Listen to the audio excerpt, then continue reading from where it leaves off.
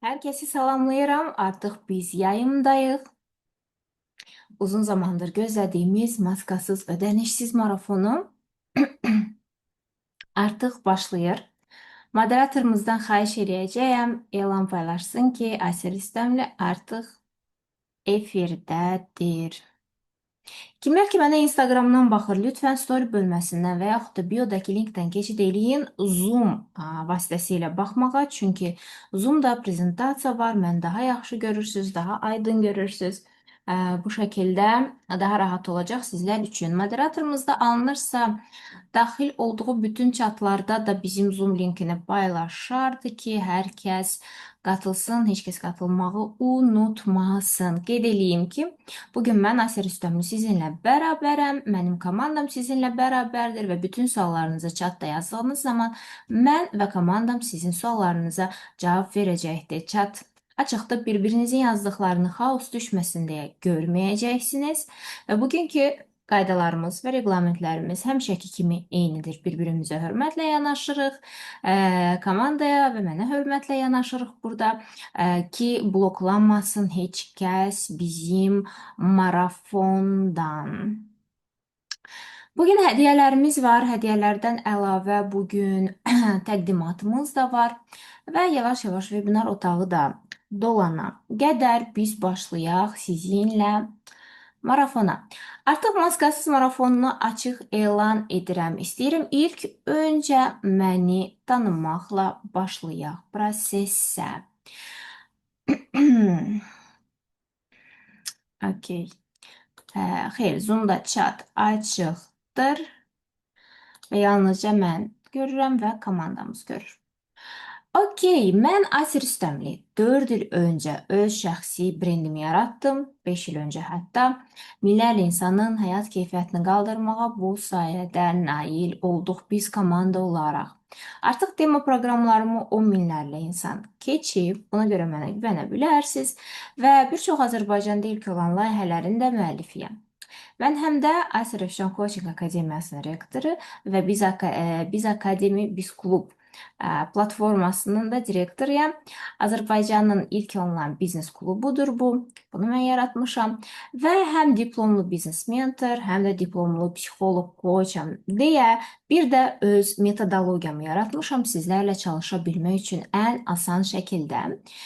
Metodologiya həyat səviyyələrinə əsaslanır və bu metodologiya əsasında biz işlədiyimiz zaman daha sürətlə biz həyat səviyyələri üzrə irəliləyirik və daha rahat, xaossuz şəkildə biz prosesdə ən qısa zamanda keçə bilirik.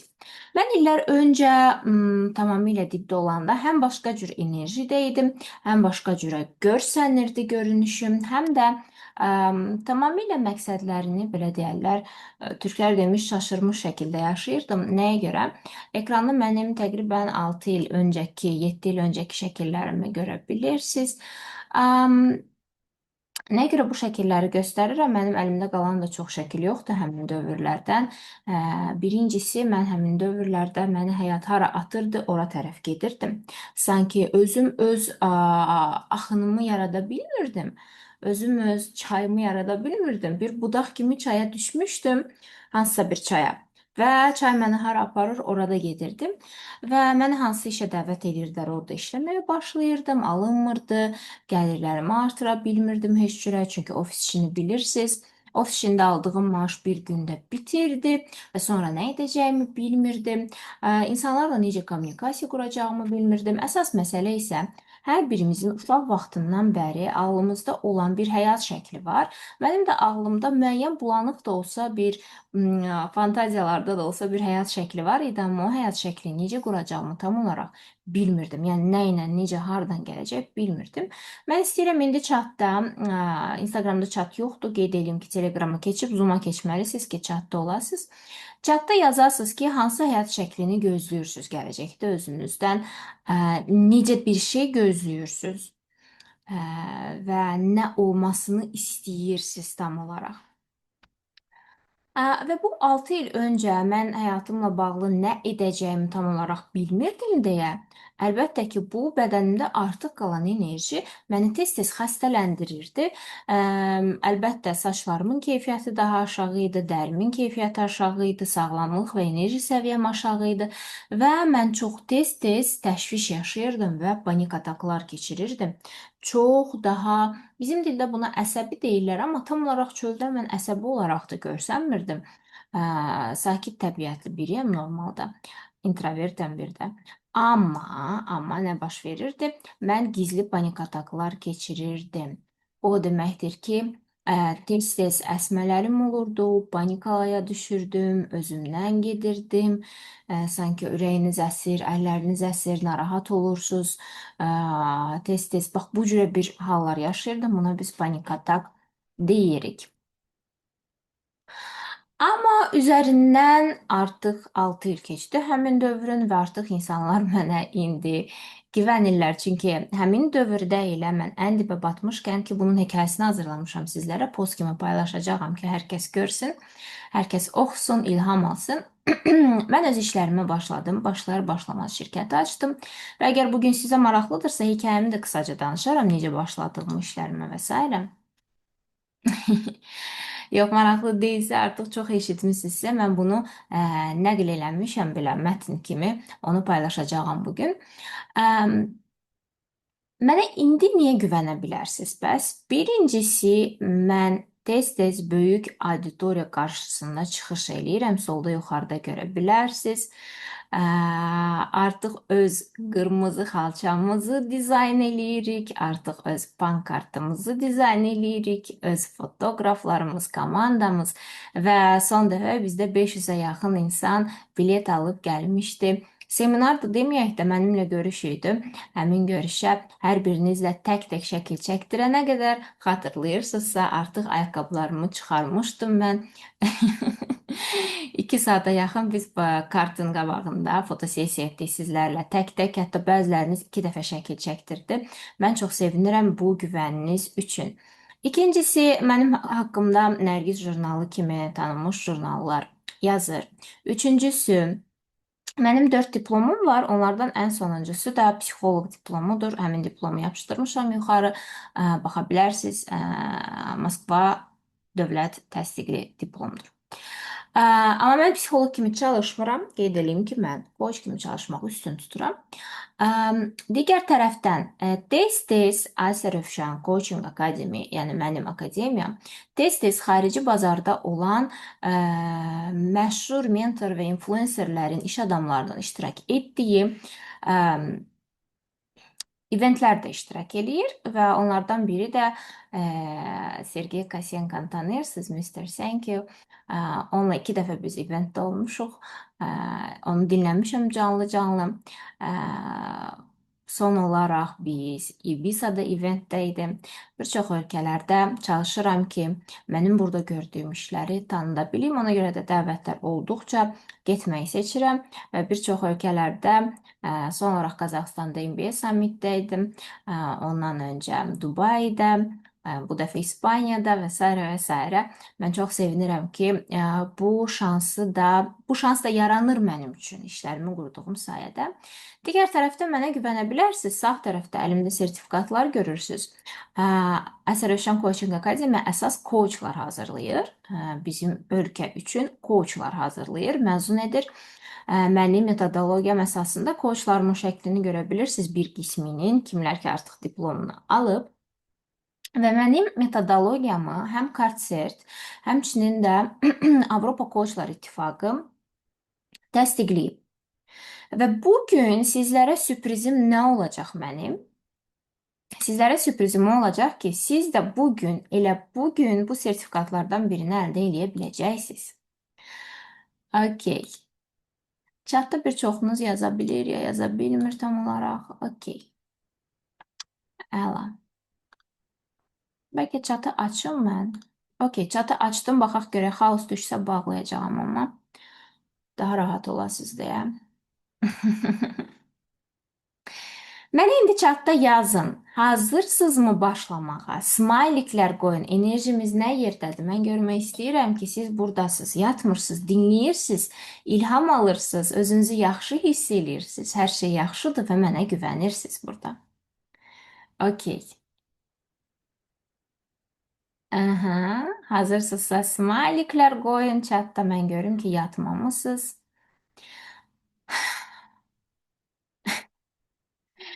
Tamam, mənim də həyecanım yavaş-yavaş keçir. Moderatorumuzdan xahiş eləyəcəm, məni dinlədikcə, nəsə maraqlı bir şeylər olduqca paylaşsın ki, gəlin filan mövzuda danışırıq biz və s. və s. Mənim satış komandam buradadırsa xahiş eləyəcəm ki, buradasınız. Bilirəm, xahiş eləyəcəm WhatsApp-da paylaşın ki, biz başlamışıq, statuslara qoyun hamısına, linki qoyun, başlamışıq. Daha çox insan gəlsin, qatılsın, biz burada birlikdə olaq. Okey. Sizi görəndə sevinirəm. Mən də sizi görəndə sevinirəm. Okey. Gəlin baxaq görək ümumiyyətlə belə bir yolculuğa çıxmaq məni ə, mən necə başlamışam? Çox qısa deyəcəyəm, mətndə oxuyarsınız postu paylaşanda. Ə, Bir çoxlarımız həyatında müəyyən dəyişiklik etməyə o zaman başlayır ki, hər şey dağılmağa başlayır artıq və əlində itirəcək heç nəyi qalmır. Düzdürmü? Bir çoxlarımız potensialını açmağa, doğru yöndə getməyə, nəyisə daha yaxşı etməyə o zaman qərar verir ki, hər şey artıq dağılır və itirəcək heç nəyi qalmır. Mən də 6 il əvvəl əslində o nöqtəyə düşmüşdüm. Harda ki, mənim itirəcək nə sağlamlığım qalmamışdı, nə ətrafımda bir belə deyərlər də, tam önəmsədiyim bir şeylər var idi. Nə mal, mülk, pul, kartım isə vəbşə yox idi, belə deyərlər. İtirə biləcək bir şeyim olmadığını düşündüyüm bir nöqtədə idi. Çünki bir neçə dəfə panik ataka görə ölümlə üzbəüz qalmışdım həmin dövrlərdə və düşünürdüm ki, artıq mənim yaşama səbəbim belə yoxdur. Çünki necə deyərlər,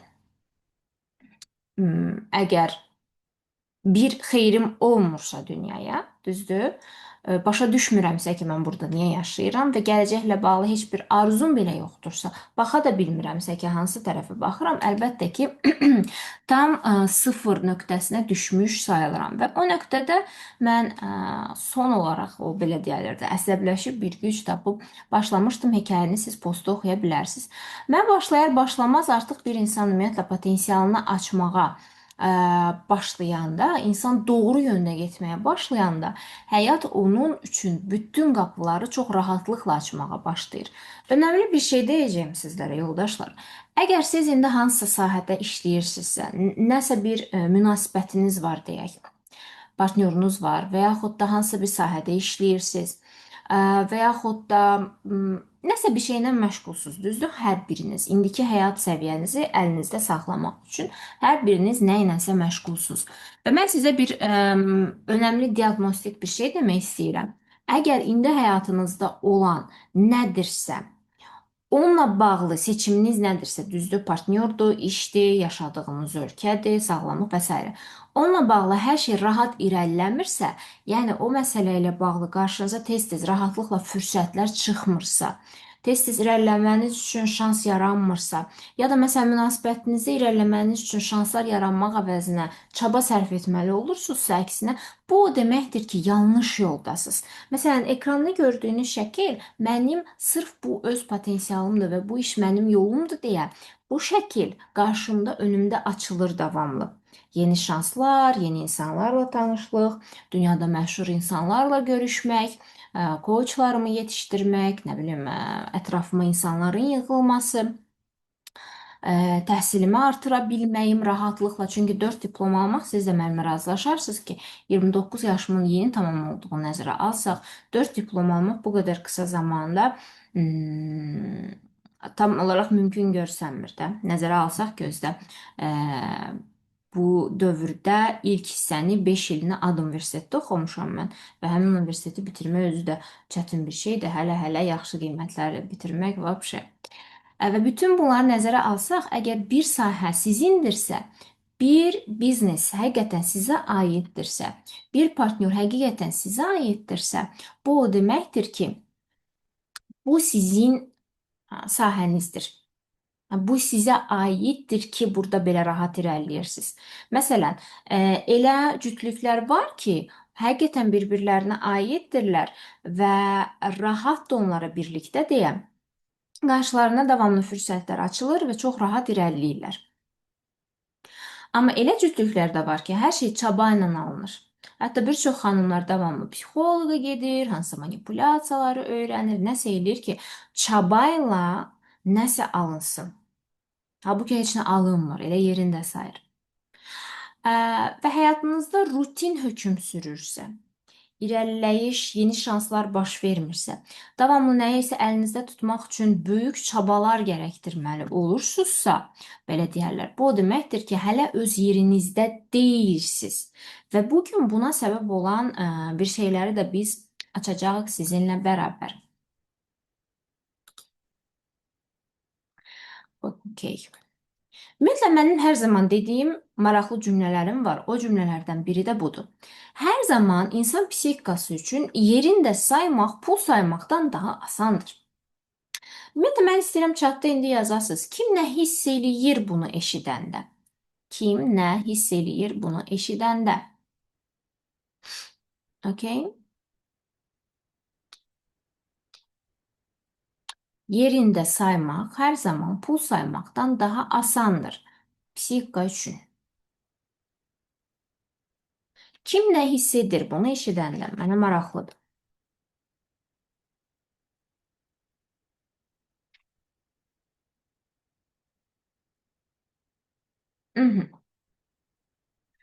Belə bir şey deyin. Hər zaman psixika üçün güvəndə olmaq, təhlükəsiz də hiss etmək hər zaman uğurdan, puldan, xoşbəxtlikdən daha önəmlidir. Diqqətli olun.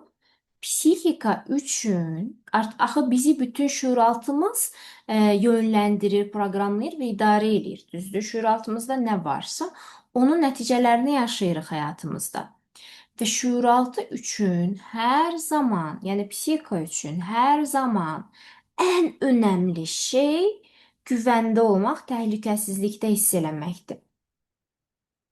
Yəni heç kəsin psixikası şüuraltı üçün önəmli deyil daha çox pulun olması, xoşbəxt olmaq, ağlamamaq, ya münasibətinin olması və s. bunlar önəmli deyil. Psixika üçün önəmli olan təhlükəsizlikdə olmaq, güvəndə hiss etməkdir. Və sizə elə gələ bilər ki, güvəndə hiss etmək, təhlükəsizlikdə olmaq o deməkdir ki, siz rahat, böyük security'si olan bir villadasınız. Yox. Psixika belə algılamır güvən, təhlükəsizlik və lüks anlayışını. Psixika üçün 7 yaşa qədər gördüyü ssenari, uşaq vaxtı gördüyü ssenari, proqramlandığı duyğular, hiss etdiyi, yaşadığı hisslər güvənilir olandır. Yenə də yadınıza salıram. Psixika üçün 7 yaşa qədər, uşaqlıqdan doğulandan 7 yaşa qədər yaşadığı duyğular, ssenarilər hamısı daha güvənilirdir. Gəlin mən çox səmimi özümdən bir hekayə danışım sizlərə. Bu daha çox aydın olsun sizlərə ki, nəyə görə psixika güvəndə hiss etdiyi ortamlarda daha güvəndə, təhlükəsiz hiss etdiyi bir şeyi daha çox yaradır həyatında. Okay? Mən öz üzərimdə artıq 6 ildir terapiya alıram, həmin dövrdən bəri. Çox intensiv terapiyalardayam. Plus 6 il əvvəl mən artıq psixoloq təhsilim başladı, öz üzərimdə işləmə və s. və s. Bu arada diplomunu almadığım bir coaching təhsilim də var. Diplomunu götürməmişəm. Yəni, həqiqətən çox təhsillər almışam bu 6 il ərzində və təhsilim daxilində də, xaricində də bir çox terapiyalar almışam. Davamlı, indinin özündə belə 6 ildə həftədə 2 dəfə ən azından mən dərin proseslərdəyəm, terapiyadayam mütləq şəkildə. Və buna rəğmən psixika üçün təhlükəsiz bir şey var, düzdür? Mənim psixikam azdan çoxdan bilirsiniz necə işlədiyini, çünki özüm haqqında çox səmimi danışıram. Yenə də deyirəm, rəfiqələrim nə bilirsə, siz də onu bilirsiniz 95% halda. Mən uşaq vaxtı bir otaqlı kiçik bir evdə böyümüşəm. 18 yaşına qədər belə deyərlər. Elə 7 yaşına qədərki dövrdə evin ən belə daha darıskalı olduğu, şəraitin daha sıx olduğu, imkanların da çox daha aşağı olduğu bir dövr olubdu mənim üçün.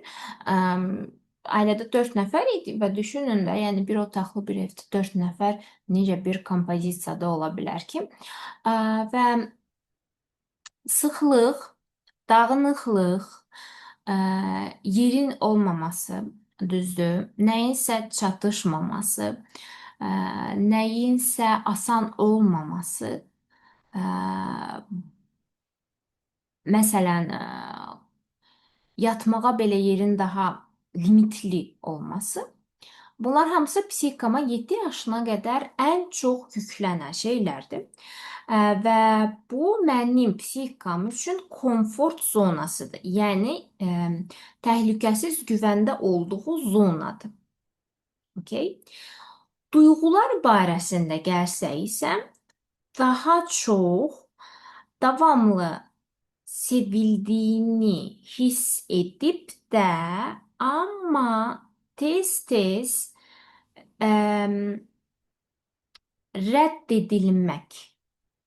Duyğu anlamında da bax bunu göstərə bilərəm. Niyə rədd edilmək? Çünki uşaq vaxtı istədiyin yemək, istədiyin bir şeylər, yəni bunlar əgər imkanlar aşağıdırsa, bunları rahat tapmaq olmur deyə tez-tez rədd edilirsən. Amma həm sevildiyini hiss etdiyi, amma həm də rədd edildiyi bir ortam. Düzdür? Artıq bəlirləndi. Mən istəyirəm siz də özünüz üçün bəlirləyəsiniz. 7 yaşına qədər psixikanız üçün təhlükəsiz olan şəkil nə olub? Bunu bir yerə yazasınız. Şəkil çəkə bilərsiniz hətta dəftərinizdə, çöpada və yaza bilərsiniz. Budur. Onu belə kruqa ala bilərsiniz. Mən burada çəkəcəyəm ki, siz ağ vərəqlər yoxdurmu?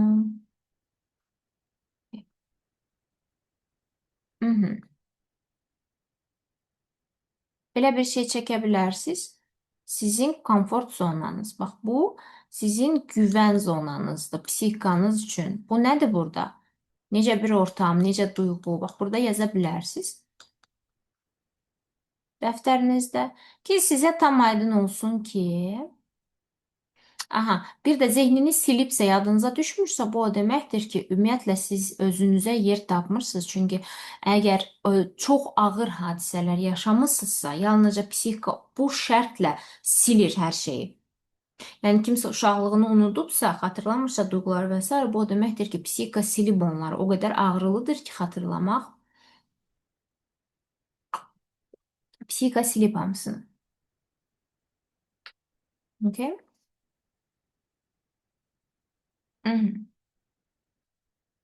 Və söhbət yaşayış yerinin nə olduğundan getmir. Söhbət hansı duyğuları yaşadığınızdan gedir. Okay? Hər zaman Google-da açıb baxa bilərsiniz. Duyğular cədvəlinə, emosiyalar cədvəlinə. Çünki orada özünüzü ifadə etmək üçün doğru sözlər tapacaqsınız. İndi özünüzü, hisslərinizi ifadə edə bilmirsiniz. Okay? Və bu uşaq vaxtı 7 yaşa qədər proqramlanmış, amma sonradan öz üzərinizdə işləmədiyiniz bu karkas, psixoloji karkas sizin üçün ən güvənilir təhlükəsiz olandır. Ona görə də hər dəfə sonrakı həyatınızda da eyni psixolojik durumu yaradırsınız. Bu və ya digər şəkildə. Və sonradan düşünün, nə iş qursaz da eyni hissləri yaradırsınız o işdə. Məsələn, əgər siz qıtlıq yaşamısınız uşaq vaxtı, sonradan biznes qursaz belə elə bir quruluş edirsiniz ki, o biznes daxilində, orada da qıtlıq olsun. Üzülürsən. Yəni, uşaq vaxtı sizə proqramlanan hansı şəkildirsə, o şəkli kopyalayıb yapışdırırsınız sonraki həyatınızda hər yerə. Və burada önəmli deyil uşaqlığınız necə keçib. Məsələ psixikanız üçün təhlükəsiz olan duyğular və ortamlar nədir budur. Və əgər istəyirsinizsə level up etmək, nədir? Aşmaq, yəni bunları. Yəni daha çoxunu əldə etmək, daha görmədiyiniz şeyləri görmək, daha yaxşısını.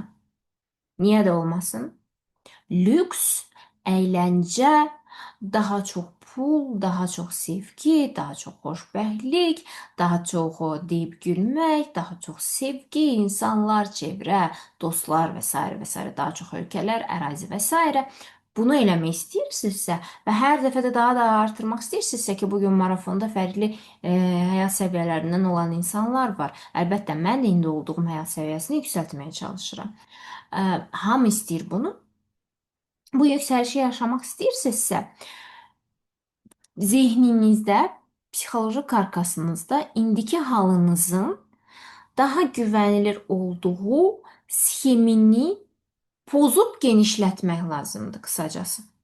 Yəni güvənilir olduğunu, psixikanın güvənilir olduğu duyğu və alanı biz nə etməliyik? Bunu bax belə genişləndirməliyik. Həcm dediyimiz budur. Yəni indiki həcminiz budursa, biz daha geniş bir həcmə keçə bilərik. Nəyi artırmaqla? Əslində elə komfort zonanı artırmaqla. Bu o demək deyil ki, komfort zonadan çıxmalısınız. Yox. Paradoks odur ki, əksinə psixikanın komfortlu olduğu zonanı genişləndirməlisiniz. Başa düşürsünüzmü? Komfort zonadan çıxmalı deyilsiniz. Təəssüflər olsun ki, əziyyət proqramı ilə proqramlanan bir çox coachlar, ekspertlər və s. bizə nə deyir? Komfort zonadan çıxmalısan. Çıxmalı deyilsiz komfort zonadan. Hər hansı uğurlar əldə edən, yaxşı yaşayan insanlar komfortlu zonadan çıxmış, əziyyət çəkib, belində yük daşıyan insanlar deyil, əksinə komfort zonasını genişləndirmiş insanlardır. Yəni həcmini genişləndirmiş insanlardır. Və mən də sizə indi bunu göstərmək istəyirəm. Bunu bildirmək istəyirəm ki, bu qədər çətin deyil, əksinə daha asandır. Hər şey tərsinədir. Okay? Bu hissəni başa düşdükmü? Chatda yazın. Psixikanın özünü güvəndə hiss etdiyi alanı genişlətdirməliyik. Yəni o sizin dediyiniz komfort zonanı həcmini genişləndirməliyik ki, artıq fikir verin. Artıq əgər siz indi belə çox paradoksal bir şey deyəcəm. İndi siz əgər bir otaqlı evdə oturanda özünüzü güvəndə hiss eləyirsinizsə ki, başınıza heç nə gəlməyəcək, elə olsun ki, siz artıq nə bilim 200 kvadratlıq həcmi olan bir yaxtada, xarici bir ölkədə, okeanın ortasında olanda da özünüzü güvəndə hiss eləyəsiniz. Psixozunu güvəndə hiss eləsin. Həcm genişləsin. Başa düşdünüz?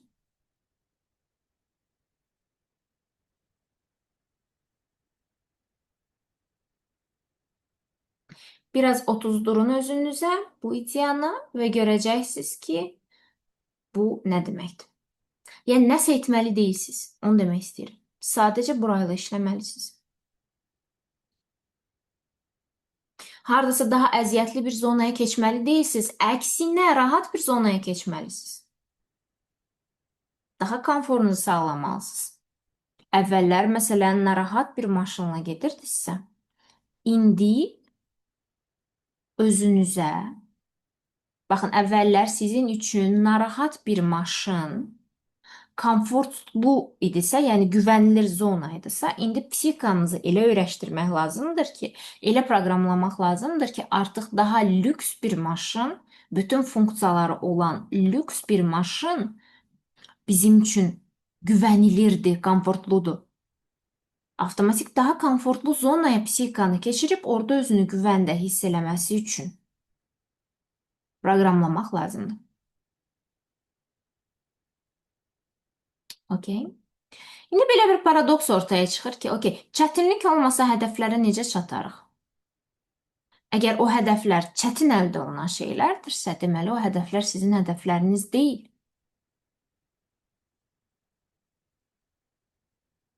Siz düşünün, böyük həcmləri insanlar sizcə əziyyət və çətinliklə əldə edə bilərmi? Çünki insan kəmiyyətlə limitlənir. Nə kəmiyyəti ilə? Vaxt kəmiyyəti ilə. Düzdür? Gün ərzində hamımızın 24 saatı var. Müəyyən bir resurs səviyyəsi ilə 2 qol hamımızda var, heç kimdə 3 dənə deyil. 2 ayaq var hamımızda, heç kimdə 4 dənə deyil. Bir ağız, 2 göz, heç kəsdə 5 dənə göz yoxdur. Kəmiyyətlə limitlənirik hamımız. Və hər hansı bir şey yoxdur ki, kimsə daha çox əziyyət çəkib, daha çox nəsə eləməlidir, daha çox 5 əli ilə işləməlidir ki, olsun, alınsın nəsə. Yox. Və indi deyirsinizsə ki, nəyə inanırsan o olar? Yox. Nəyə proqramlanmısınızsa o olar. Yenə də deyirəm, psixikanız üçün hansı zona təhlükəsiz və güvənlikdirsə, o zona baş verir. Deyək ki, uşaq vaxtı sizin atanız və mamanız sizə qarşı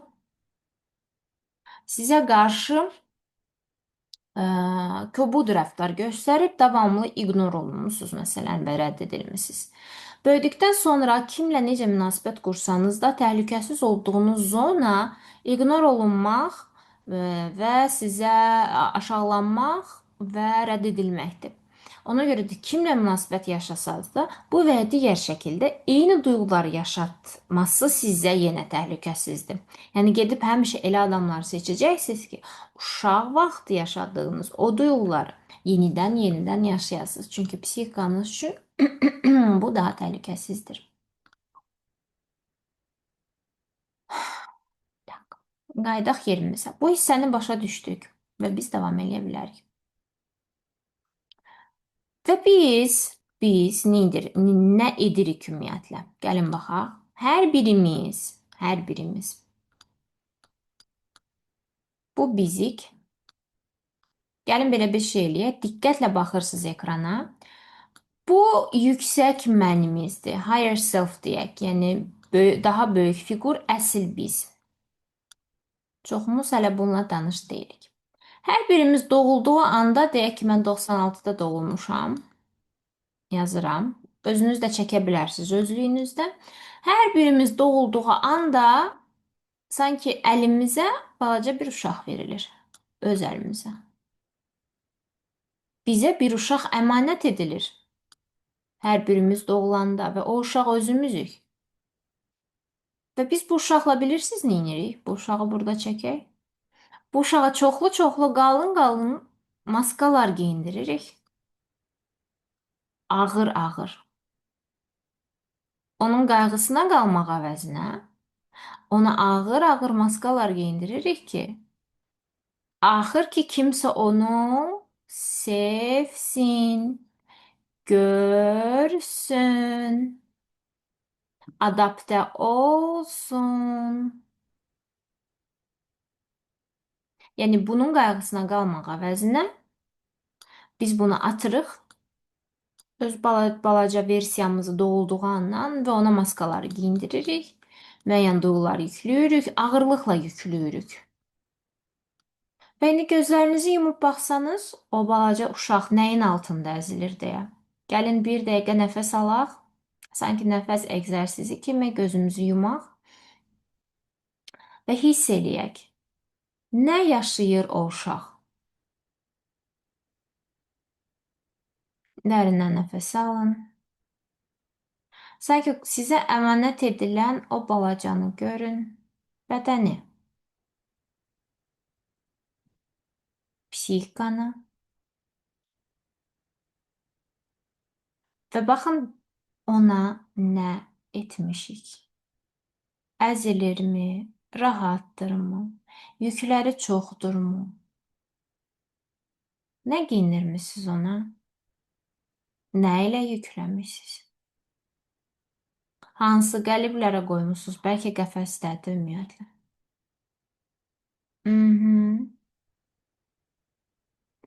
Və hazır olanda gözlərinizi açıb chatda yazın. Nə hiss edirsiniz? Aha, çox yükləmisiniz, gücü çatmır ola bilər. Və yaxud da yükləri çoxdur, maskaları çoxdur. Çox sıxırsınız onu, qoymursunuz əlini qolunu açsın, qoymursunuz potensialını göstərsin, qoymursunuz özünü özü kimi ifadə eləyə bilsin. Hı hı.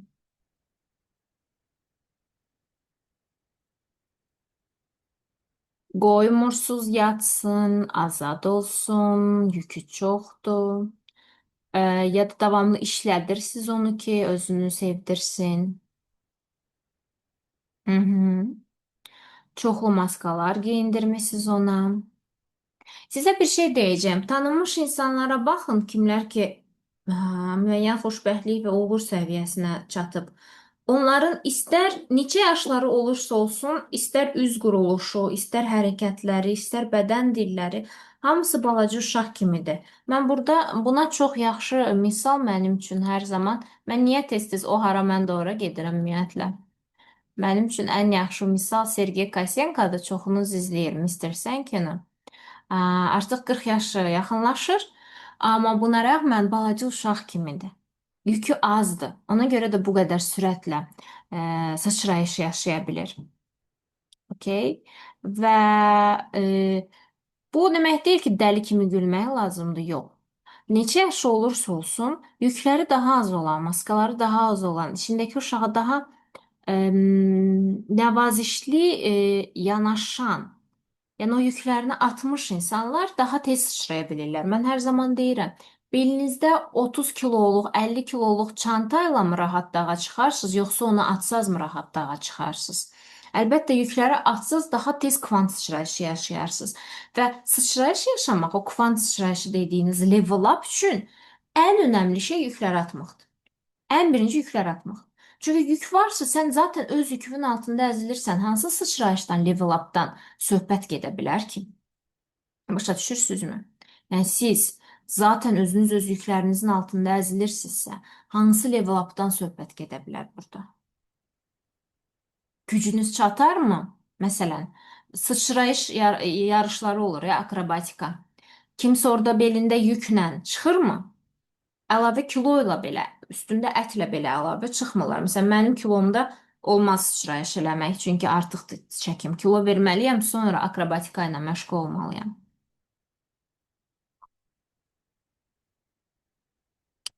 Və daha məşhur insanlar, daha uğurlu, daha sıçrayış yaşamış insanlar hamısı dərisindən tutmuş, yenə də deyirəm, baxışlarına qədər, hərəkətləri, duruşu, gülüşü, özünü aparması, enerjisinə qədər daha uşaq kimidirlər. Okay. Daha rahatdılar, daha relaksdılar, daha yüngüldülər. Və bizə uşaq vaxtından əslində nə deyilib? Yüngül olma. Okay? Yüngül olma deyilib.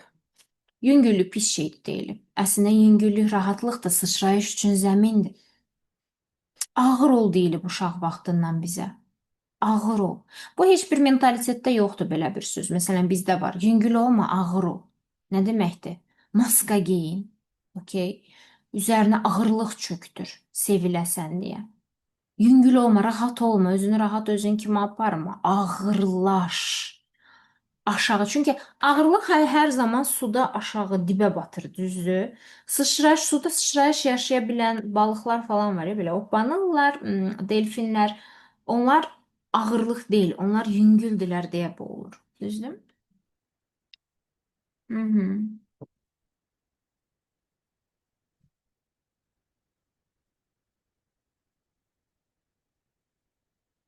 Hı hı. Və egomuzdan düzəltdiyimiz maskalar o ağırlıq gətirir bütün proqramlarımızı elə bil ki bir arada toparlayır. Bizə deyir ki, okay, uşaq vaxtında bizə deyilən yüngül olma, ağır ol. Okay? Bunun təsdiqini tapır. Biz daha güvənilir bir zonaya keçirik. Düzdür? O maskaları taxırıq adaptə olmaq üçün sosial mühitə. Egomuzdan böyük bir maska düzəldirik və bu maskanın altında ilk əzilən özümüz oluruq, ilişib qalan da özümüz oluruq, sıçrayış yaşaya bilməyən də özümüz oluruq. Və bu şəkildə level up yaşamaq, sıçramaq əvəzinə yerimizdə sayırıq. Çox sadə. Okay? Level up səviyyə atlamaq, rahatlamaq, yüngülləşmək və daha sonra sıçramaq. Budur. Okay?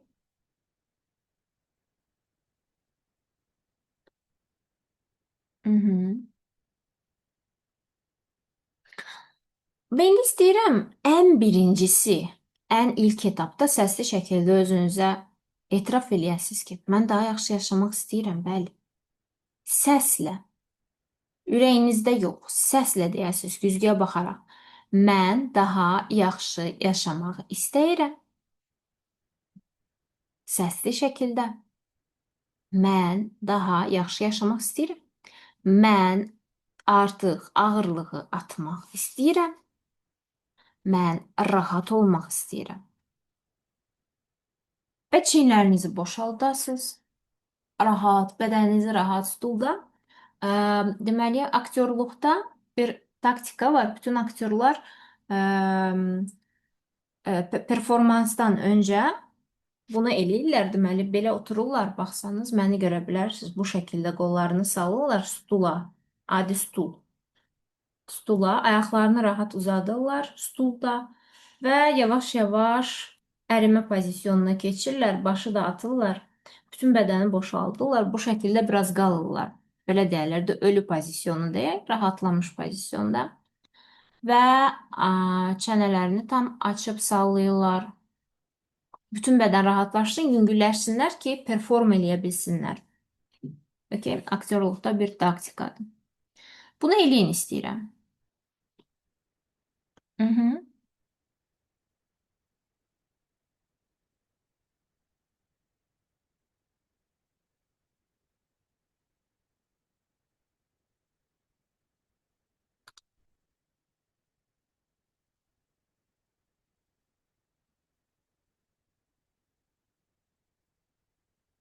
Etdikdən sonra mənə yazın. Rahatlayın, bədəninizi rahatlaşdırın sadəcə olaraq. Nəfəs alın dərindən, çiyinlərinizi aşağı salın. Okay, sanki ağzınızı açın, rahatlaşdırın. Bütün bədənimizi ən rahat hala gətirək və deyək, mən daha yaxşı yaşamaq istəyirəm. Okay. Və dərindən nəfəs alıb veririk.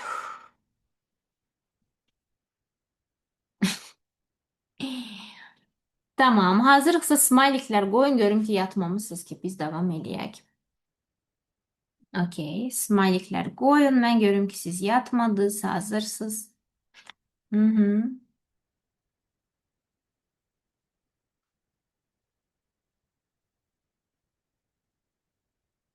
Hı -hı. Əla.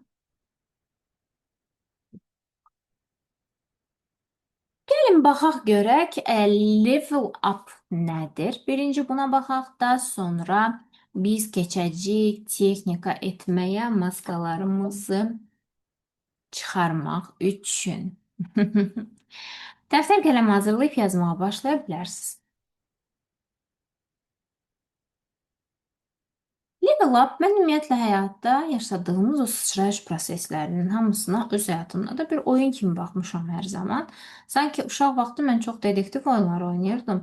Hər etapı sanki açırıq, sanki hər etapda sıçrayırıq, sanki müəyyən yükləri atırıq, sonra qalxırıq, müəyyən proqramlamalar eləyərək atırıq, qalxırıq, atırıq, qalxırıq. Özü belə bir şey baş verir ki, mən hər bir level up prosesim belə bir üç etapdan keçir elə bil. Bir, yükləri atıram maskaları. Daha sonra enerjini qaldırıram. Daha sonra sıçrayıram. Çox məntiqli deyilmi? Akrobatikada və digər bütün o belə deyərlər, hikingdə və yaxud da sıçrayış yaşamalı olan idman növlərində belə hamısında eyni cürədir. Baxın, psixikadan yükləri atırıq. Həmişə eyni şey eləyirəm mən. Sıçrayış yaşamaq istəyəndə. Yükləri atıram. Gücü yığıram, enerjini yığıram və daha sonra hərəkətə keçirəm. Yükləri atıram, gücü yığıram və hərəkətə keçirəm. Çox rahat. Level up. Rahat səslənsə də, proses game olaraq götürsək, daha biraz qəlizli başa düşənə qədər. Level up oyunu ümumiyyətlə, baxın bu şəkildə yaşadığımız zaman ki, hər dəfə hiss eləyək, yükləri atdıq, Yəni eqonu yavaş-yavaş sındırdıq, atdıq hamısını bizə mane olan şeyləri, güc yığdıq. Güc yığmaq da seksual enerjidir. Baxın, artırırıq bədəndə.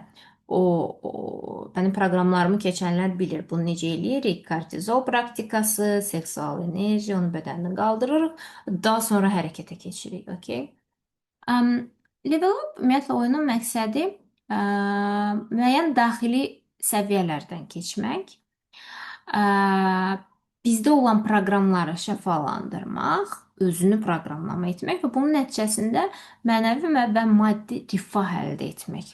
Yəni qısacası desək, daha da zənginləşmək. Oyun strukturu mən keçən gün storylərdə də izah eləmişdim, amma bir daha izah edeyim. Bizim növbətə gələcək Level Up proqramında da oyun kimi gedəcək prosesi. Oyunun da əsas daxili qaydası təkdir. Yenə də deyirəm, yükü at, enerjini yığ, hərəkətə keç. Yükü at, enerjini yığ, hərəkətə keç. Bu şəkildə işləyəcək bu Level Up terapevtik oyunda. Burada bir avatar var əsas. Yəni oyunun baş rolu avatar. Bizik.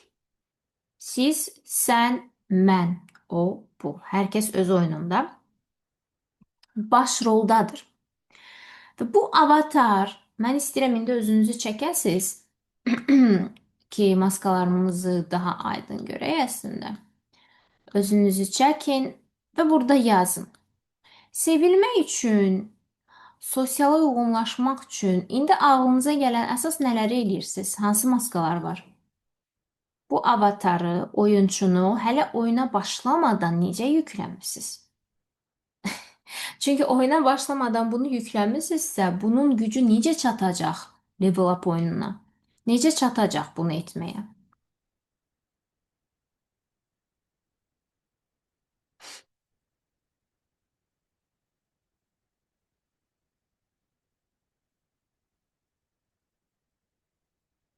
Hı -hı.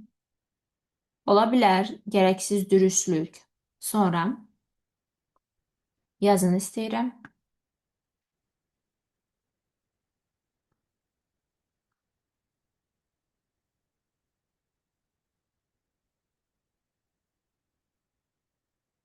Hı -hı. Özün olduğundan varlı göstərmək, təşviş ola bilər. Aha. Çox sevgi vermək gərəksiz. Hı -hı. Başqa hansı maskalarınız var? Biraz da fikirləşin. Danışıq tərziniz, bəlkə geyiminiz, bəlkə özünüzü ifadə şəkliniz, bəlkə davamlı özünü isbatlama çabası. Yox, mən daha yaxşıyam deyəm. Ya ola bilər əməliyyatlarınız, hər hansı. Ağıllı qız görüntüsü, tipa mən heç bir səhv eləmirəm. Mhm. Mükəmməl olduğunu isbatlamaq, özünü yalandan pozitiv göstərmək. Mhm. Gəlin biraz yazaq. Bu avatar hələ oyuna başlamadan necə yüklənib?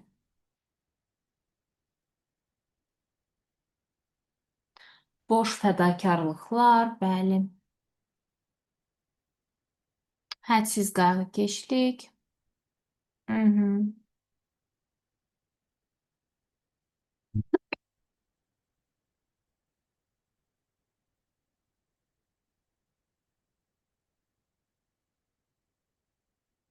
Mhm.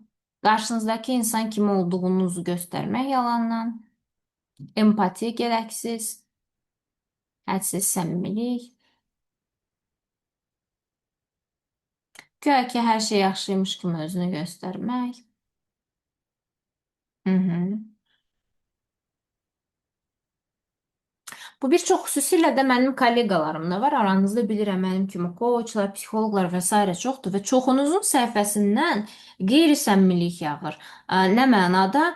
Güya ki, psixoloqlar, koçlar hamısı özü çox yaxşıdır. Hər şey onların həyatında heç bir çətinlikləri olmayıb sanki, heç özləri səhv eləmirlər, heç özləri müəyyən münasibətlərdə uğursuzluq yaşamırlar.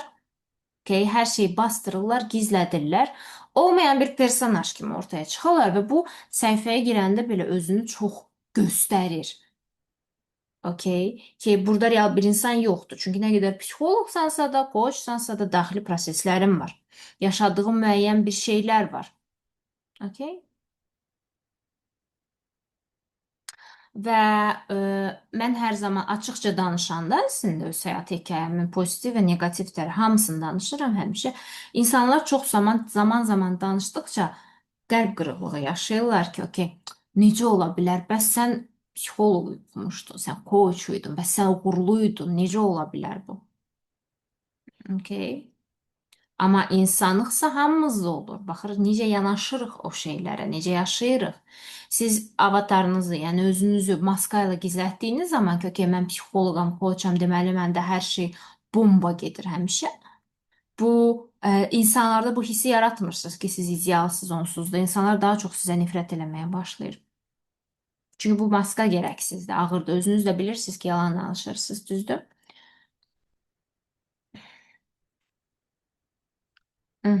Özüm bacararam maskası, bəli. Tipa kömək lazım deyil. Okey, gəlin baxaq. Hər birimizin ümumiyyətlə, bax bu bayaq dediyim sxemlə getsə psixikanı öyrədə bilsə, axır ki psixikanı ki, yükləri at, gücünü yığ, hərəkətə keç. Sonra istirahət elə. Yükləri at yenidən, gücü yığ, hərəkətə keç. Sonra istirahət elə. Psixikanı buna öyrədə bilsək, psixikanı bu rejimdə yaşada bilsək, rahatlıqla və bu rejimə uyğunlaşdıra bilsək ki, hər psixikanın uyğunlaşması, zaman sərf etdiyi buna zaman və s. də fərqlidir. O zaman başlayacaq bizim həyatımızda level up prosesi. Yəni psixolojik inkişaf, həyat səviyyələri üzrə də inkişaf və əlbəttə ki, maddi inkişaf. Və burada belə bir etaplar var əslində. Birinci etapda hər kəs daxili evini tapır. Ən birinci level up odur ki, öz daxili evinizi tapırsınız. Okay? Yəni bu nə deməkdir? Həm həyatda artıq bir eviniz olur, yerləşə biləcəyiniz, qayıda biləcəyiniz bir yeriniz olur. Artıq yavaş-yavaş mülkləriniz, malınız yaranmağa başlayır. Düzdür? Daxilinizdə də o ev hissinin dayağı yaradırsınız. Okay? Və özünüz tam bir personaja çevrilirsiniz. Bu etapda ola bilər ki, soulmate-inizi tapmısınız. Birini, ikisini, üçünü, hər hansısa bir etapdasınız, münasibətlərlə bağlı da artıq. Yəni heç münasibətiniz yoxmuş kimi də deyil. Artıq eviniz, yenə də deyirəm, daxili dayaq nöqtəniz, qayıdacağınız bir yer və partnyor münasibətlərlə bağlı da müəyyən bir etapa gəlmisiniz. Okay? İkinci level up etapı artıq bu oturuşduqdan sonra, çünki oturuşmaq üçün də pul lazım idi, tamam, amma ikinci etap oturuşduqdan sonra maddi durumunuzu növbəti səviyyəyə qaldırmaqdır. Yəni əvvəllər hər şeyi ehtiyac səviyyəsindən eləyirdinizsə ki, ev ehtiyacdır, partnyor ehtiyacdır, dayaq nöqtəsi tapmaq ehtiyacdır, müəyyən qədər xərcləyə biləcəyiniz məbləğ, səyahətlər ehtiyacdır. Növbəti səviyyədə artıq belə deyərlər də ehtiyacdan çıxırsınız. Artırıma keçirsiniz. Artıma keçirsiniz. Yəni artıq daha çox hər şeydən. Düzdür? Daha yaxşısı. Daha rahat uçuşlar, daha lüks səyahətlər, cinsəllikdə daha fərqli bir etapa keçdiniz, düzdür? Daha çox pul qazanmağa başlayırsınız, artıq pulunuzu saymırsınız, lükslarınız üçün xərcləməyə başlayırsınız o pulu da. Ehtiyacdan olmur artıq, düzdür? Yeməyi də lüksunuza görə seçirsiniz. Artıq burada itirmə qorxusu yoxdur, belə deyərlər. Bunu da keçdikdən sonra isə əlbəttə yenə istirahətə keçəcəksiniz. Niyə? Çünki bezəcəksiniz bir etapdan sonra. Avtomatik. Çox pulunuz var, davamlı səyahət edirsiniz. Biznes klass rahat, yeyirsiniz, içirsiniz, kef edirsiniz. Biznesiniz yaxşı gedir, müştərilər çoxdur. Hər şey yerli yerindədir, cinsəllik çox, hər şey var və bir nöqtədə avtomatik bezirsiniz. Bu da növbəti etapa keçiddir. Çünki hər şey var, bolluqdur, mənaları itirəcəksiniz. Növbəti etap isə sevgi etapına keçmək. Yəni yaradanla əlaqə qurmaqda. Artıq burada həqiqi bir hüzur əldə edirsiniz, amma hüzurunu yox. Çünki mən baxıram, bir çox insan deyir ki, mənim pulum yoxdur və hüzurluyam. Mənim heç nəyim yoxdur və hüzurluyam, mən rahatam. Belə insanlar çoxdur ətrafda. Buna mən amöb hüzuru deyirəm. Heç kəs inciməsin. Nəyə görə? Çünki amöba da hüzurludur. Sadəcə boşluqda qalmış, lazım olmayan bir şeydir deyə. Özünə hardasa yer tapıb, balaca bir yer lazımdır ona. Amöb də hüzurludur. Amma amöb bu etapların heç birini keçməyib. Amöb hüzuru e, bilirsiniz nədir? Yəni o heç nə eləmir, prosto elə belə. O bayaqki stulda vəziyyətimiz var idi, prosto belə. Elədiyi də çox böyük bir qatqısı yoxdur dünyaya, belə deyərlər də. Buna deyilir amöb hüzuru.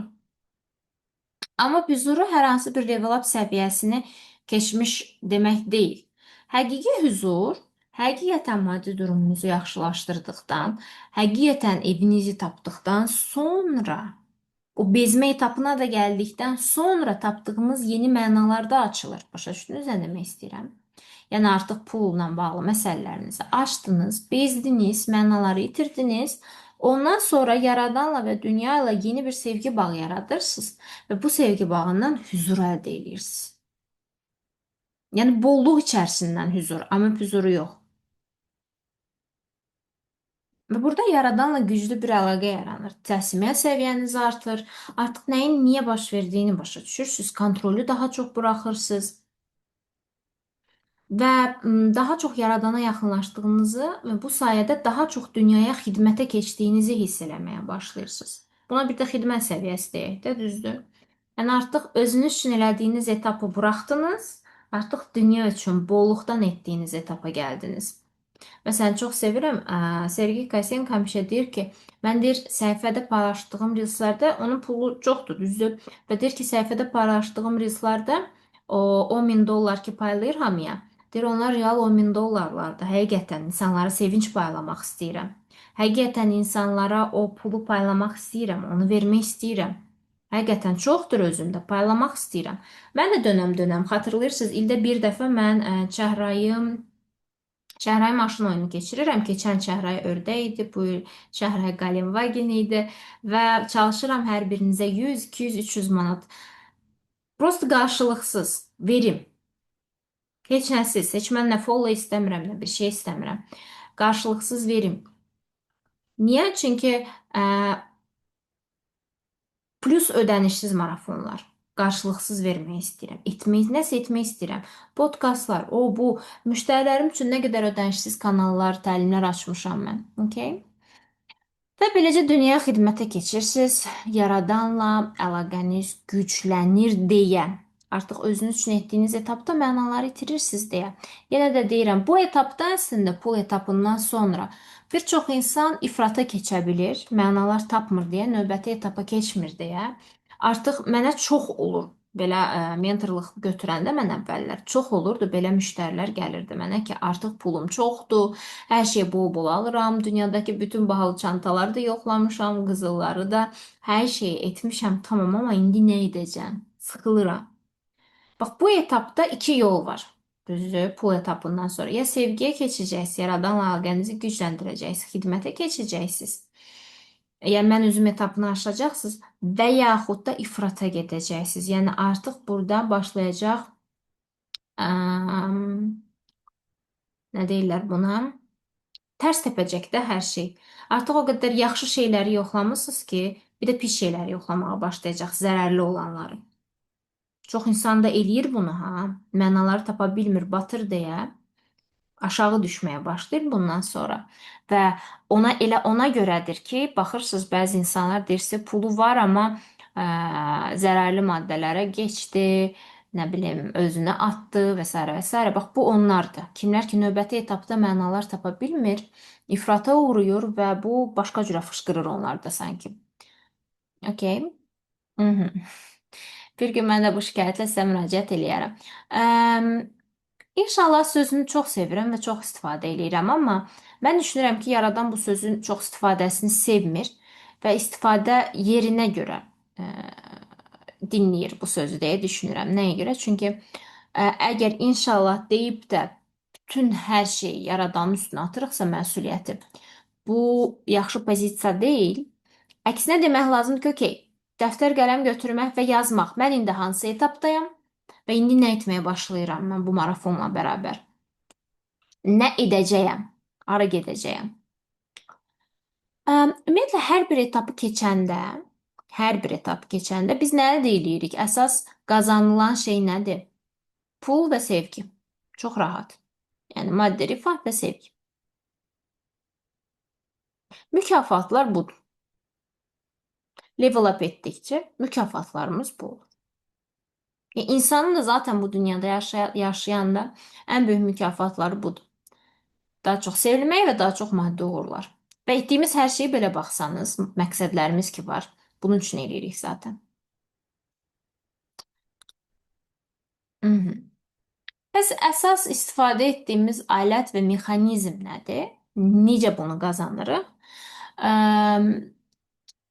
Bizim elə bir oyun oynayanda joystickimiz bizə kömək eləyən şey şuurdur. Şuurlu atdığımız addımlar, yəni joystick. Bu isə asılıdır enerji ölçüsündən, düzdür? Təhlükə səviyyəsindən, atacağımız addımların gücü ki, nə dərəcədə təhlükədə hiss eləyirik özümüzü, yoxsa güvəndə hiss eləyirik. Və bu etapda artıq bizim Level Up Game-də mən sizə gizli gücləri aktivləşdirəcəyəm sizdə. Dost dəstəyi ilə, mentor dəstəyi ilə, gizli missiyalar və tapşırıqlar verməklə və meditativ texnikalarla sizin şuurlu hərəkətlərinizdə daha sürətli olmağınız üçün Level Up Game-də, proqramda mən sizə gizli güclər verəcəyəm aktivləşdirmək üçün. Və o aktivləşdirdikdən sonra baxacaqsınız ki, gücləriniz artıb daha rahat hərəkət eləyə bilirsiniz. Mama papa terapiya olmayacaq Level Up Game-də. Biz bunları aşmışıq, hazırlıq prosesində olacaq. Level Up Game-in ümumiyyətlə həyatınızı mən dediyim sxemlə yaşadığınızdan sonra nə baş verir? Daxili sevgi, ətrafla sağlam münasibətlər və əlbəttə karyera və maliyyə uğurları baş verir. Ümumiyyətlə bu bir həyat oyunudur. Hər birimiz oynamalıyıq bu oyunu, amma qorxuruq. Və bir çoxumuz yenə də və yenə də oyuna başlamadan hələ özünü o qədər yükləyib, o qədər ağırlıq altındadır ki, oyuna start düyməsinə basmağa belə gücü yoxdur. Tamam, mən başlayayım. Ya da bir çox insan var idi, kompüter oyunlarında oynayırıq, bir nöqtədə ilişirik və qalırıq. Hər dəfə kompüteri açanda da oyun eyni nöqtədə ilişib qalıb. Bir çox insan da həyatını bu cürə yaşayır. Amma əslində level up game aktivləşdirmə gücünü tapsaq, bu oyun əyləndiricidir, həm də şəfalandırıcıdır. Eyni ilə də level up proqramı hansını ki biz sizinlə bərabər keçəcəyik.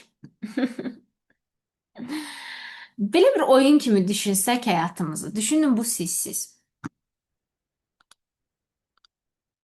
Baxın bu sizsiz oyuna başlamaq istəyirsiniz. Və burada bir start düyməsi var, onu basmalısınız siz. Ki başlayasınız. Mükafatları götürəsiniz, düzdür, evdir, sevgidir, puldur, enerjidir, hamısını götürəsiniz. Və bu labirintə girəsiniz, axır ki güc tapasınız, düzdür? Ən birinci nə etməliyik? Bunu hazırlamalıyıq. Və gəlin hazırlayaq istəyirəm. Bunun maskalarını çıxaraq biz artıq. Bu etapda dayanıram və çata sual verirəm mən. Hər şey daha aydındırmı sizə? Hər şey yaxşıdırmı? Başa düşürsünüzmü nədən gedir söhbət? Necə olur hər şey? Və şöhrətimiz nə edir bizə?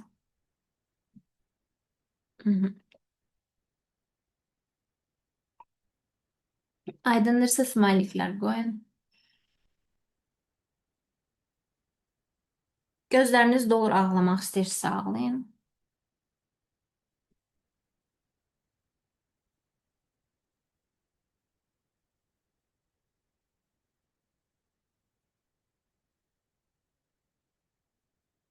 Hər dəfə niyə uduzuruq həyat oyununda? Çünki hər dəfə egomuza yenilirik və sıfıra düşürük.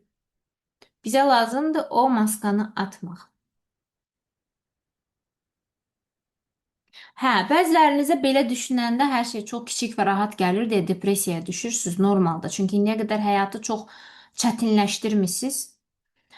Məsuliyyəti taleyin bəxtin üzərinə atmısınız, insanların üstünə atmısınız, çətinləşdirmisiniz hər şeyi, qəlizləşdirmisiniz, aləmi qatıb qaçışdırmısınız və içindən çıxmaq üçün böyük bir problemlər yaratmısınız. Əslində isə o qədər çətin deyil heç nə. Mhm. Level Up Game elədir ki, mama papa terapiyanı keçməyinizə gərək yoxdur. Və gərək varsa belə zaten hazırlıq bölməsində olacaq. Gərək olduğu qədəri olacaq hazırlıq. Mən heç zaman fikir verin. Böyük proqramlara dalbadal qeydiyyat açmıram. Düzdür? Məni çoxdan izləyənlər bilir. Sizi ödənişsiz şəkildə hazırlamadan böyük proqrama yönləndirmirəm heç zaman. 2 ayda, 3 ayda bir olur böyük ödənişli proqramlar. Növbətisi Level Up Game'dir. Hələ var, çox var və bu dövrdə mən aktiv şəkildə hazırlaşacağam sizinlə. Və əgər mənimlə məsələn heç olmasa 6 aydır mənimləsinizsə, o zaman o deməkdir ki, 6 ayda ümumiyyətlə hazırsınız artıq. Çünki siz YouTube-da izləmisiniz, əvvəlki marafonlar, mama terapiyalar, papa terapiyalar və s. və s. Zaten hazırlaşmısınız. Amma yox yenisizsə, zaten yenə də hazırlaşacağıq. Okey? Mhm. Və yazırsınız ki, bəli, Quranda da var, İslamda da var ki, çətinləşdirmə, həmişə asanlaşdır. Yaradan sevdiyi bəndəsi üçün heç nəyi çətin etməyib. Çətinləşdirən bizik. Mhm. Və bugün istəyirəm asanlaşdıraq. İndi istəyirəm açasınız dəftərinizi. Mhm.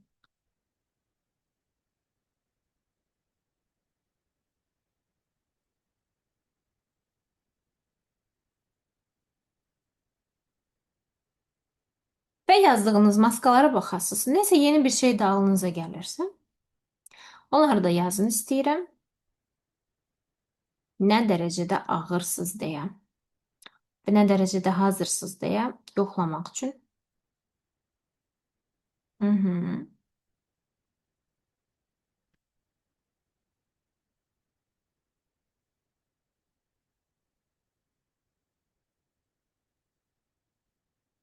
Tak. Dəftərə baxıb bitirəndə, texnika üçün hazır olanda çatda smayliklər qoyun. Yazın ki, mən hazıram, rahat oturmuşam, suyumu içmişəm və gözləyirəm. Çatda smayliklər artanda mən başlayacağam. Dəftərdə bayaq maskalarımız olan yazmışdıq ha ki, plan maskamız var, o var, bu var və s. və s. Hı -hı. Ora baxırıq.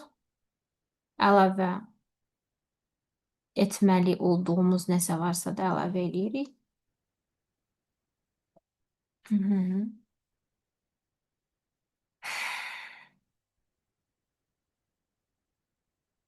Mən sizi gözləyirəm.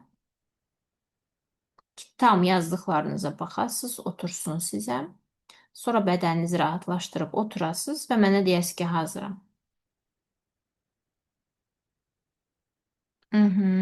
Çata baxıram.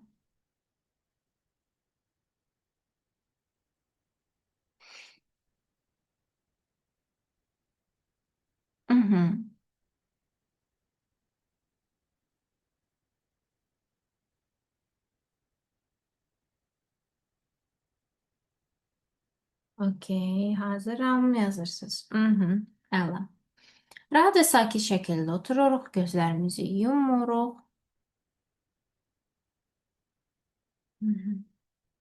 Gözlərimizi yumuruq və dərindən nəfəs alıb verməyə başlayırıq.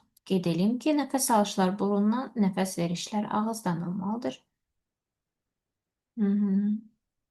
Dərindən nəfəs alıb verməyə başlayırıq.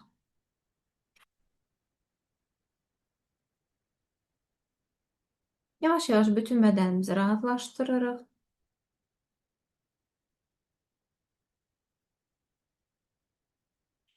Və öz bədənimizi hiss eləməyə başlayırıq. Sanki bütün fokusu bədənə qaytarırsınız.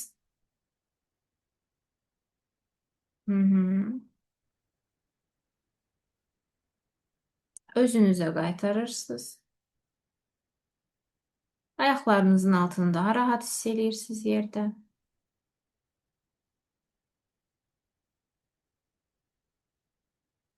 Özünüzü öz bədəninizdə hiss eləməyə başlayırsınız daha çox. Və dərindən nəfəs alıb verməyi unutmursunuz. Yavaş-yavaş istəyirəm bədəninizdə, ruhunuzda, şüurunuzda və şüur altınızda olan ağırlığı hiss eləməyə başlayasınız.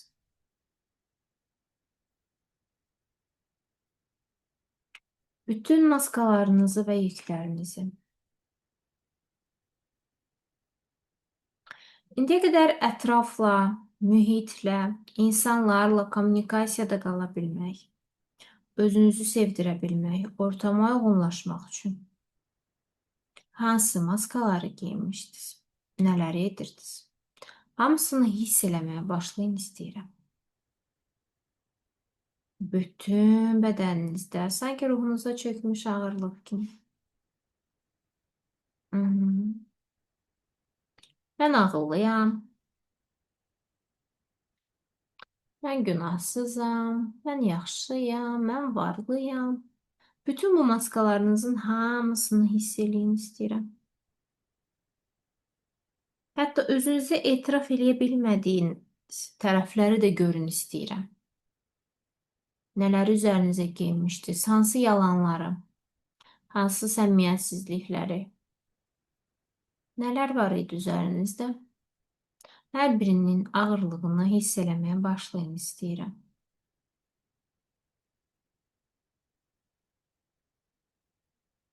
Dərindən nəfəs alıb veririk. Bir neçə dəfə.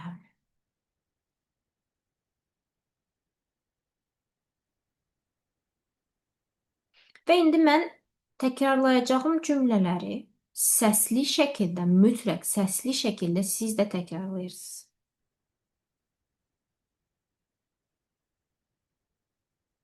Mən maskalarımı atmaq istəyirəm. Amma bunu edəcək qədər güvəndə hiss etməmişəm heç zaman.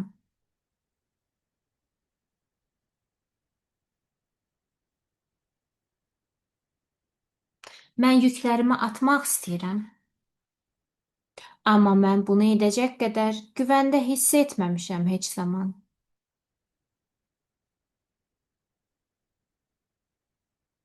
Mən özüm kimi olmaq istəyirəm.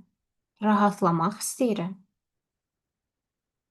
Amma bunu edəcək qədər güvəndə hiss etməmişəm heç zaman. Dərindən nəfəs alıb verirsiniz. Yavaş-yavaş emosiyalarınızı buraxırsınız. Nəfəs alıb verməyə davam edirik.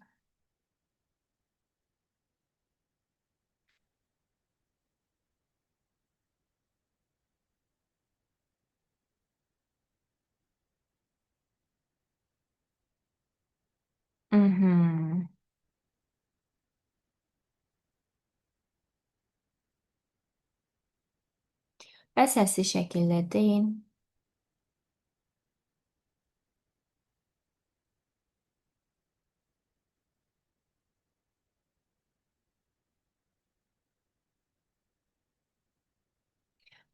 Mən artıq güvəndə hiss etmək istəyirəm. Gizlətdiyim əsl məni üzə çıxartmaq üçün.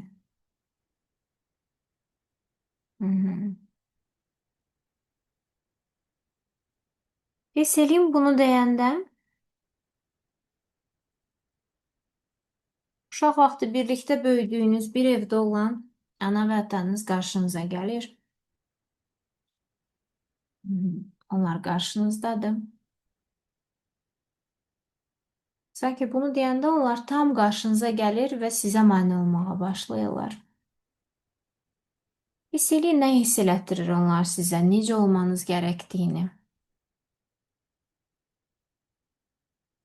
Bədəninizdə nə hiss edirsiniz? Sanki necə olmalısınız ki, onlara uyğunlaşasınız? Onlar deyən kimi olmalısınız. Ağıllı qızmı? Səmimi mi? Bəlkə olduğundan daha kasıb görsənmək, daha az parlamaq. Hmm. Dərindən nəfəs alıb verin. Gözlərimizi açmırıq, biz texnikadayıq. Hmm. Hiss eləyin hər ikisi qarşınızdadır və sizə necəsə olmanız gərəkdiyini hiss elətdirirlər və siz də onlar dediyi kimi davranırsınız. Onlar dedi deyə üzərinizə maskaları geyinmisiniz. Hı -hı.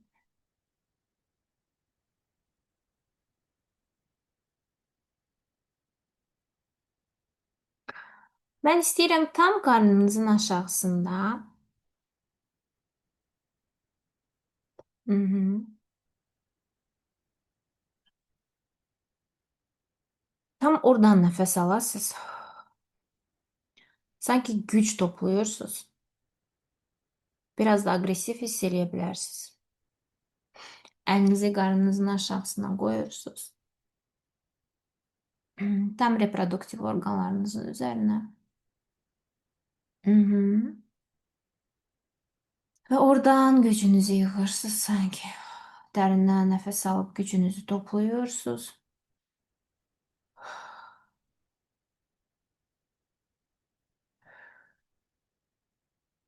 Və səsli şəkildə deyirsiniz. Səsli şəkildə. Biraz da bərkdən. Əziz anam və atam.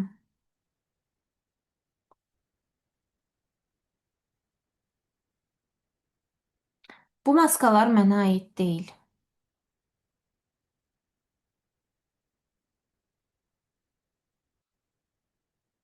İndiyə qədər sağ qalmaq üçün mənə xidmət edib. Sizin maskalarınız. Artıq sizin olanı sizə qaytarıram.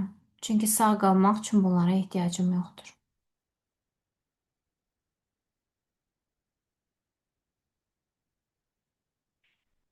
Hiss eləyin, bir-bir çıxarırsınız yüklərinizi və atırsınız. Və valideynləriniz özlərinə aid olan duyğuları, hissləri, maskaları götürməyə başlayır. Və siz bir-bir atdıqca təşəkkür eləyirsiniz. Və hiss eləyirsiniz, indiyə qədər sizi hansı situasiyalarda qoruyurdu, amma artıq siz özünüzü qoruya bilərsiniz. Hı -hı.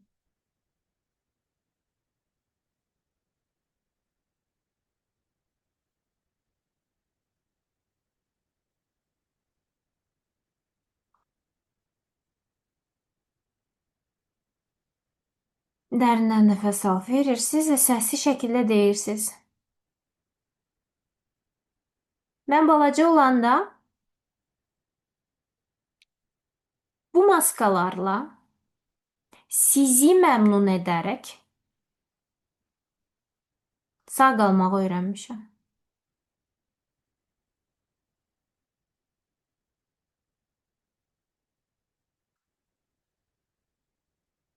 Amma artıq başqa yolu seçirəm.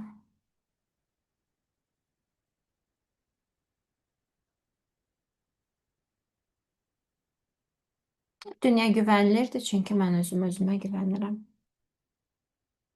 Hı -hı. Dərindən nəfəs alıb verin. Hiss eləyin, valideynləriniz sizə xeyir dua verir bu yolda və uzaqlaşırlar. Və daha sonra siz önünüzə baxırsınız. Sanki daha işıqlıdır. Bir oyun var, bir keçə biləcəyiniz etaplar var və onları görməyə başlayırsınız uzaqdan da olsa. Və güc toplayırsınız gördüyünüz şəkildə. Hı -hı. Hazır olanda tez gözlərinizi açırsınız və bədəninizi sirkələyirsiniz bir dəfə. Hı -hı. Sanki belə sirkələyirsiniz bədəninizi. Okey. Dərindən nəfəs alırsınız. Mənə deyirsiniz ki, nə hiss eləyirsiniz? Acilən. Chatda. Hı hı. Hı hı. Ardını gedirik çünkü. Ardını gedirik. Artıq yüngülləşmişik. Növbəti etapı gedirik.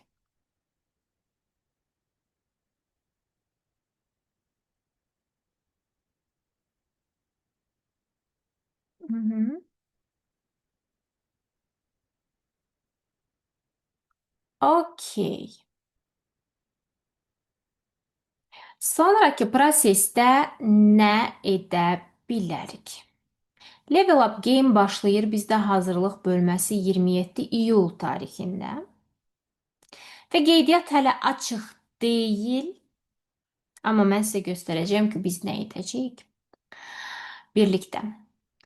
Əm, Bu onlayn təlim prosesidir, hansında ki biz Level Up Game-i 45 gün oynayacağıq və bu bizi terapevtik oyun formatında növbəti maddi səviyyəyə keçid etməyimizə zəmin yaradacaq.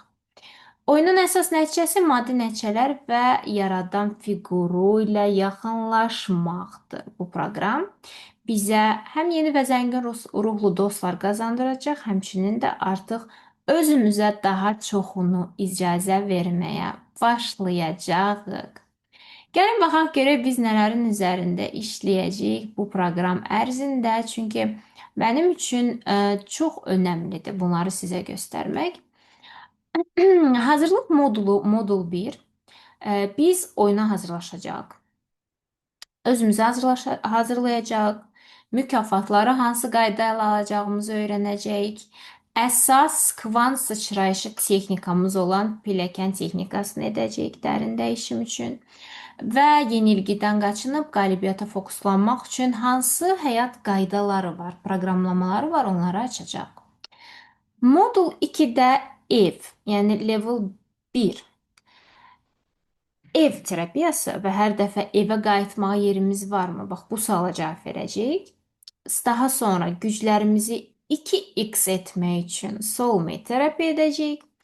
Daha sonra reallıqla əlaqənin terapevtik etaplarını keçəcəyik. Çünki çoxlarımız fantaziyalarda yaşayır. Çoxlarımız reallıqdan qaçmağa çalışır. Çünki co-regulation qaydaları yoxdur. Həyatla rəftar etmək, yəni yalnızlığı bitirib tək savaşı bitirmək qaydalarını bilmirik biz. Ona görə də bax bunları modul 2-də işləyəcəyik. Modul 3 isə daha geniş formatdır. Pul proqramları işləyəcəyik. 50 plus pul proqramlaması ilə ilk dəfə çalışacağıq biz. Və əsas sizləri narahat eləyən 5 proqram var idi. Əziyyət proqramı, tanınma proqramı, rədd edilmə proqramı, itirmə qorxusu və biabır olma qorxusu ilə də ayrı-ayrı işləyəcəyik. Növbəti hissədə biz yaratım, 3-cü level, ego ilə üzbəüz oynayacağıq, sevgi ilə üzbəüz, kontrol ilə üzbəüz, təslimiyyətlə üzbəüz və yaradanla tanışlıq. Son etapda isə kimsə istəyirsə Business Master Coach proqramına daxil olan hər şeyi götürə biləcək məndən və ECF təsdiqli sertifikatı Avropa Coachlar Federasiyası. Həmişəki kimi 3 paketimiz var. Level 1 ilk 3 modul, Level 2 4 modul və Master Level olacaq. Bir də əgər siz istəyirsinizsə bu proqramı keçib bir də peşə əldə eləyəsiniz ya da sertifikat əldə eləyəsiniz, həm də öz işinizi qura biləsiniz əldə etdiyiniz sertifikat vasitəsilə öyrəndiyiniz materiallar əsasında Master Level-ı da olacaq. ECF təsdiqli Business Master sertifikatı bütün Avropada tanınan. Və və mən indi istəyirəm sizinlə bərabər belə bir şey eləyək biz. Tak. Hə, sual verirsiniz, soulmate tapıb onu itirmək olar. Hər level'ın öz soulmate'i var bizim üçün. Bunu gəlin ağlımızda tutaq. Hər inkişaf səviyyəsinin öz insanları olduğu kimi, hər inkişaf səviyyəsinin, hər level'ın özünün partnyoru var. Əlbəttə ki, əgər partnyorunuz sizlə bərabər qalxmırsa, hər level'da özünüzə uyğun partnyorun həyatınıza gəlməsi də çox normaldır. həyata biraz realist baxmalıyıq. Mən indi istəyəcəyəm bizim moderatorumuz sizinlə paylaşsın bizim Level Up ön qeydiyyat linkini. Ön qeydiyyat linkini. Hansı linkdən ki, ön qeydiyyat linki. Hansı linkdən ki, qeydiyyatdan keçdiyiniz zaman hədiyyə olaraq ödənişsiz şəkildə sizə lazım olan məqsədiniz nədirsə, onun üzərində işləməyi də əldə edəcəksiniz. Bu mənim burada olan iştirakçılar üçün, bu marafonda olan iştirakçılar üçün hədiyyəmdir. Həm proqrama ön qeydiyyata yazıla bilirsiniz bu linkdən nömrənizi sadəcə yazmaqla, həmçinin də komandam sizinlə əlaqə saxlayacaq. Məqsədləriniz üçün işləməyə ən optimal yolu deyəcək. Proqram başlayana qədər, qeydiyyat açılana qədər ödənişsiz şəkildə. O zamana qədər də menecerlərimiz sizinlə əlaqə saxlayana qədər isə sizlər nə edə bilərsiniz? Əlbəttə məqsədlərinizi yaza bilərsiniz özlüyünüzdə ki, bu proqram başlayana qədər məqsədləriniz nədir, nə üzərində işləyəcəksiniz? Bu proqramın digər proqramlardan fərqi nə olacaq? Əsas fərq odur ki, bu dəfə biz daha az vaxt sərf edərək edəcəyik hər şeyi. Yəni əvvəllər ən böyük məsələ ümumiyyətlə iştirakçılar üçün olurdu ki, biraz yorulurdular, biraz vaxt sərf eləməyə problem var idi. Baxmayaraq ki, mən gündəlik 1 saatlıq bir proqram yazmışdım hər bir təlim üçün. Amma yenə də iştirakçılar yorulurdu. Gündə 1 saat sərf eləmək də başa düşürəm ki, yenə də çox ola bilər, xüsusilə də texnikalar üçün. Ona görə bu proqramda texnikaların sayı azaldılıb, amma effektivliyi artırılıb. Okay. Bu proqramda tez hərəkətə keçirilə bilən tapşırıqların sayı artırılıb, tapşırıq kitabçası genişləndirilib. Okey. Və Level Up Game daha çox oyun formatına salınıb ki, yəni bu oyun formatında bir proqramdır ki, burada daha çox oyun daxilində hər hansı bir levelları keçmiş kimi hiss eləyəsiniz ki, dopamin boost baş versin sizdə və daha motivasiyalı qalasınız prosesdə. Çünki məsələn qızlarla olan proqramlar daha çox oksitosin ağırlıqlı idi deyə biraz tənbəllik yaradırdı. Amma bu proqram daha çox dopamin belə pompalayacaq sizə. Hər etapı keçdikcə, mükafatlarınıza da aldıqca özünüzü şey hiss edəcəksiniz. Sanki qazandım biraz da, qazandım biraz da. Bu şəkildə daha da həvəsli olacaqsınız bu terapevtik oyunda o levellara atlamaq üçün və proqram xüsusi formatda, yenə də deyirəm, Level Up Game formatında buna görə yazılıb ki, siz bu proqramda dopamin ağırlıqlı işləyəsiniz, həm də yorulmadan eləyəsiniz bunu kiçik mükafatlarla siz rahat irəliləyə biləcəksiniz birdən. Okey. Sualımız varmı? Marafonda bugün 300 nəfər iştirak edirdi. Mən hər birinizə təşəkkür edirəm canlı-canlı. Yəqin ki, baxanlar sonradan 10 minə yaxınlaşacaq sayım. Okey. 45 gün müddətimiz var Level Up Game-i keçmək üçün. Okey. Mükafatlarımız, hədiyyələrimiz olacaq proqramda. Yenə də dopamin boost üçün. Sual varmı?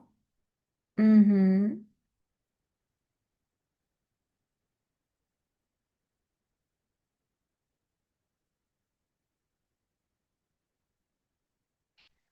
Bu həyatda pulsuz heç nə yoxdur. Hal-hazırda ödənişsiz baxdığınız marafon belə ödənişli proqramlar sponsorluq eləyir bu proqrama ki, ödənişsiz olsun. Amma pulsuz heç nə yoxdur həyatda.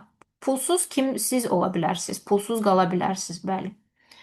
Amma hər hansı bir əmək pulsuz qalmır heç vaxt. Pulsuz olmur. Ümumiyyətlə o sözü leksikonunuzdan yığışdırmağınız daha yaxşı olar. Okey? Ödənişsiz marafonlar ödənişli proqramların sponsorluğu vasitəsilə həyata keçirilir. Yəni ödənişsiz deyil.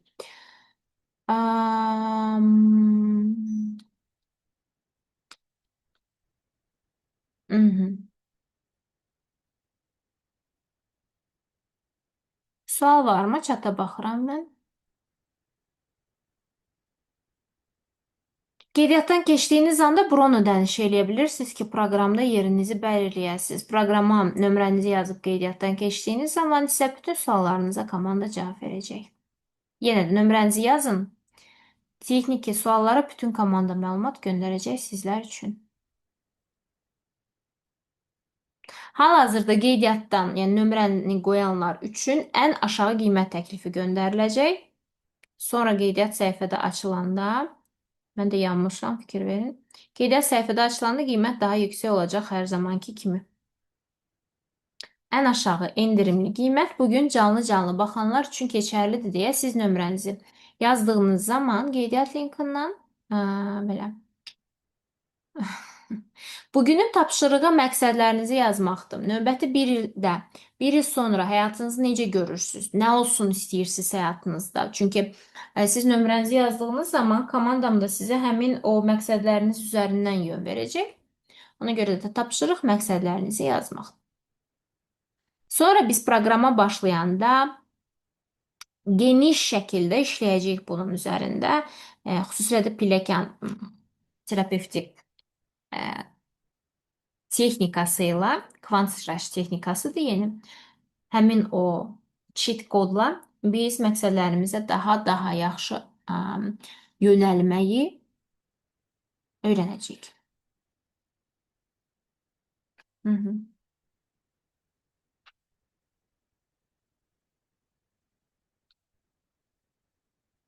Məqsədiniz sadəcə bir dənə olmasını tövsiyə etmirəm. Xüsusilə də maddi məqsədləriniz, mənəvi məqsədləriniz, heç olmasa hərəsindən 50 dənə olmalıdır.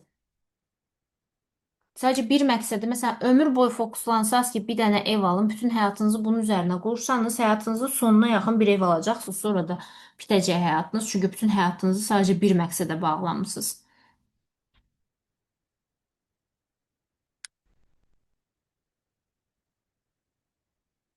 Daha enerjili, resurslu qalmaq üçün, fürsətlərin daha çox çıxması üçün məqsədlərinizin sayı da çox olmalıdır, düzdür? Bir çox insan belə yaşayır çünki. Bir ev, sadəcə məqsəd bir evdir və ömrünü buna sərf eləyir və yenə də deyirəm, həyatının sonuna yaxınlaşanda o ev alınır və sonra xəstələnir, dünyasını dəyişir və nəsə olur. Okay. Və əgər bu qədər primitiv yaşayırsınızsa iş və ev, vaxtınızı sərf edib niyə bu marafona baxırdınız ki, yəni?